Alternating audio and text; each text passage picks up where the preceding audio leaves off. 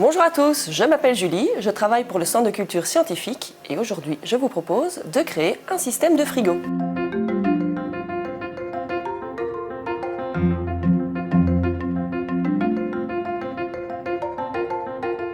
Pour créer votre frigo, vous allez avoir besoin des éléments suivants.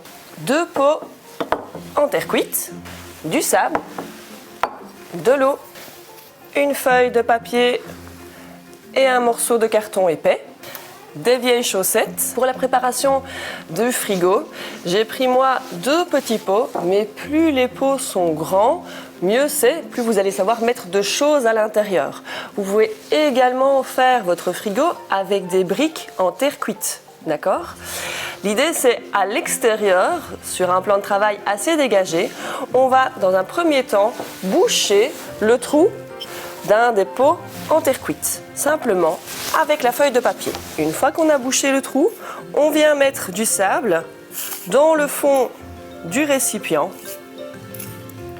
pour faire une couche bien plate. Ensuite, on vient simplement humidifier avec de l'eau le sable qu'on a mis dans le fond du pot. L'étape suivante est un petit peu plus technique.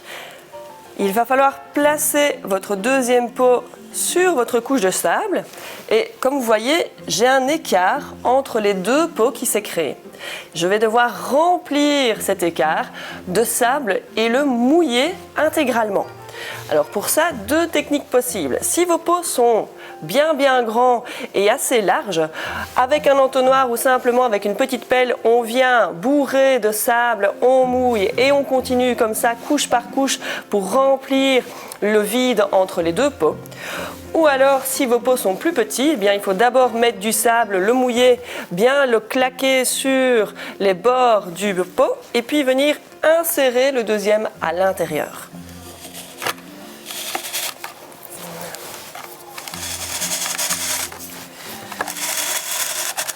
Une fois que vos 2 pots sont bien humides, bien mouillés et bien coincés avec du sable, eh bien vous allez pouvoir remplir le premier pot ici avec ce que vous voulez, des fruits, des légumes, une canette, une bouteille.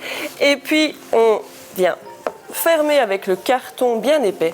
Et il va falloir le mettre à l'extérieur, là où il y a un courant d'air. Donc vraiment là où il y a un passage bien dans le vent. D'accord ?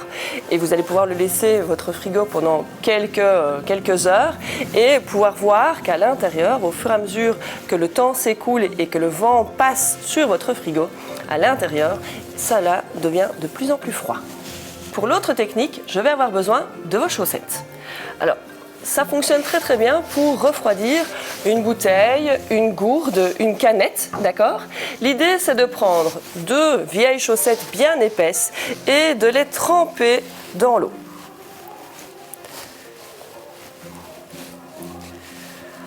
De les essorer juste pour ne pas être tout trempées.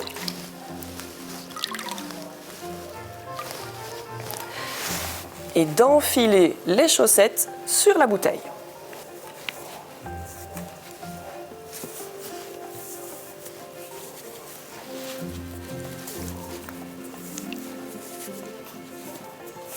Et voilà, votre frigo portatif est prêt. Il suffit maintenant d'accrocher votre bouteille grâce aux chaussettes, soit à un bout de sac, soit à un rétroviseur, soit à une fenêtre, et à chaque fois dans un courant d'air, ou simplement de le poser dans votre porte-gourde de votre vélo. Au fur et à mesure de votre balade ou que vous avancez ou que le vent souffle, eh bien, votre frigo va être fonctionnel et va refroidir votre bouteille. Comment fonctionnent vos frigos ? Eh bien, grâce au changement d'état de l'eau. Grâce au vent, bien, l'eau va passer de l'état liquide à l'état de gaz. Pour se passer d'un état à l'autre, eh bien, les petites billes d'eau, les molécules, vont avoir besoin d'énergie. Et cette énergie, ils vont venir la prendre dans votre bouteille ou dans les aliments que vous avez mis dans votre frigo. Ces aliments vont donc perdre de l'énergie et se refroidir. Et donc au plus l'eau s'évapore, plus elle va prendre de l'énergie, plus votre boisson, plus vos aliments vont devenir de plus en plus froids. Et c'est aussi simple que ça. Alors, après 15 à 20 minutes, on peut déjà voir un effet sur notre bouteille. Donc, je vais déjà enlever moi les chaussettes. Alors, ma bouteille était à 20 degrés quand je l'ai placée à l'intérieur et je ne suis maintenant plus qu'à 15 degrés. Donc en 20 minutes, j'ai perdu 5 degrés et 15 degrés, mon eau est déjà bien fraîche. N'oubliez pas, pour que vos frigos ou votre système continue à fonctionner, de toujours bien humidifier vos chaussettes ou toujours bien humidifier vos pots s'il n'y a plus d'eau, plus d'évaporation et donc plus de refroidissement.